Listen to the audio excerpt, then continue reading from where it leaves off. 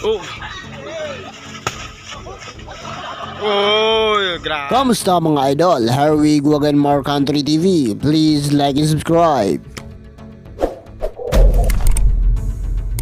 Buwita to, 4 na beses na pinabagsak ng kanyang kalaban na si Dodong Akak. Isang malupitang sparring mga idol ang ipinakita ng dalawa. Nakikipagpalitan ng suntok, kamao sa kamao, mukha sa mukha. Talaga nga namang mahusay ang ipinakita nilang laban. Ngunit tila pumabor kay Dodong Akak ang kakayahan na mapabagsak itong si Buwita to sa sarili nitong kamao. Sa laban ng dalawa mga idol ay talaga nga namang nakikitaan natin ng lakas itong si Buwita to dahil ilang beses itong na-outbalance dahil sa overpower hook na ipinapakawala ng ating idol na si Buwita to. Samantala ay hindi ito nakakabuti para sa kanya dahil isa ito sa mga magiging dahilan na magpapatalo sa kanya. Hindi ni Buwita to kontrolado ang kanyang mga kamao at mga suntok na ipapatama sa kalaban. Kaya naman sa sparring na ito ay ilang beses siyang napatumba dahil ang malalakas sa suntok niya ay hindi tumatama dahilan ng pagkatumba nito at pagka-outbalance. Talaga nga naman kulang pa ng ensayo itong si Buwita to, kaya kailangan pa nitong magpursige at magsikap para pag-aralan ng mga estratehiya pagdating sa pakikipagsuntukan. Samantala magaling din naman ang kalaban ni Buwita to dahil bukod sa matangkad na ito ay malaki pa ang katawan. Tansyado niya ang laban at marunong itong depensahan ang mga suntok ni Buwita to. Kaya naman sa pagkakataon na yun mga idol ay hindi nga inaasahan na ipakawala ni Dodong Akak ang kanyang power lift hook na nagpatalsik sa ating idol na si Buwita to. Panoorin natin ang video na ito at courtesy kay Dodong Akak at pakisuportahan na rin ang kanyang munting channel. Barak si Din. Tsaka ako pala mga butchador pala dyan ha. Shoutout ko pala mga butchador dyan ha. Yung mga kaibigan ko mga butchador ha. Okay? Ayan no? Okay? Guys, magsimula na po mag-boxing po si Buwita to. Practice lang po to idol ha. Let's go, let's go. Okay guys. Part, mga 3 minutes na. Oh, sige. Okay, mingon ako. Timer starts now. Box.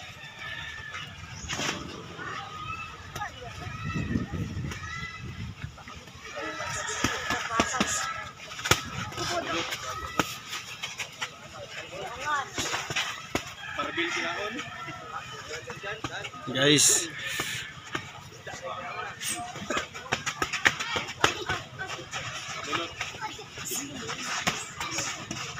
Oh. Grabe! Grabe mga kaidol, natumba talaga! Grabe si Buyak ako.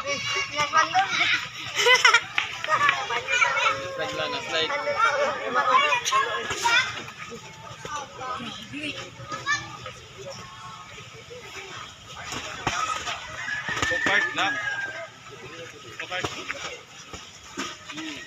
Part na. Atras. Ang hook ni Grimsy. Nice, nice.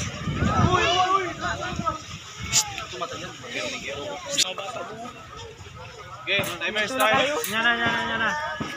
Ako yung mga bata. Okay, box.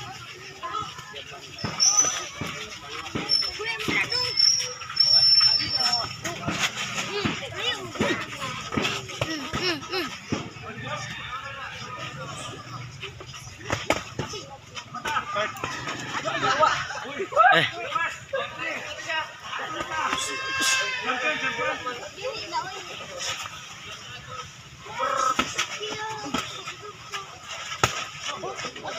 Oh, grabe nga naman.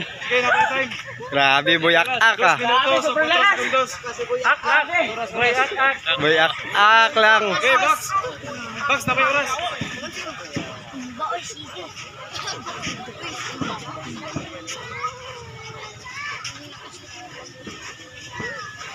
Bag na kalapag. This one. Bigtib lang. Oras. Napay.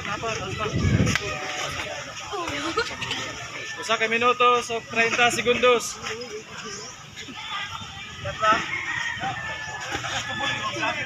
Ang hook part. Okay, dude.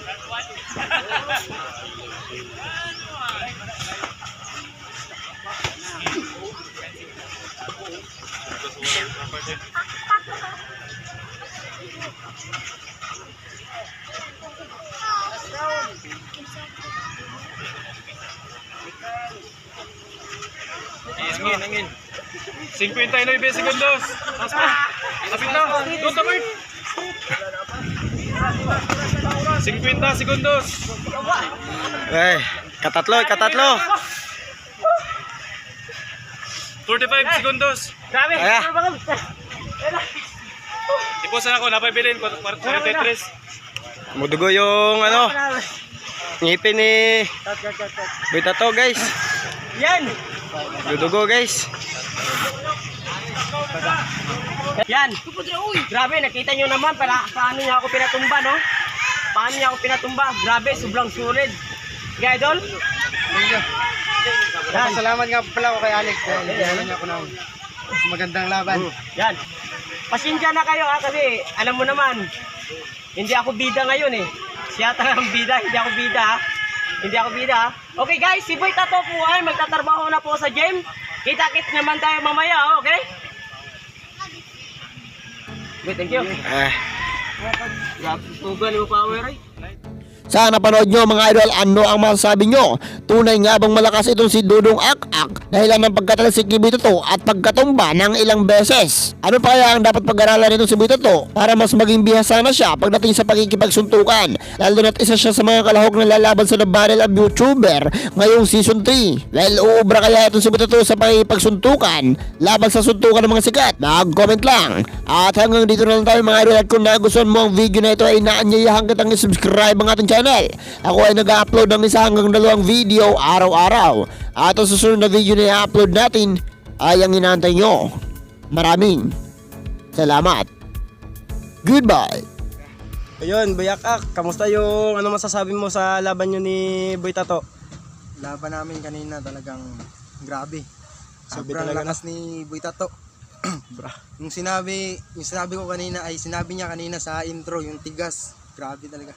Grabe talaga. Lumugo nga yung ano ko. Mukha ko. Grabe talaga, no? Partida pa yun, guys. Galing vlog pa yun.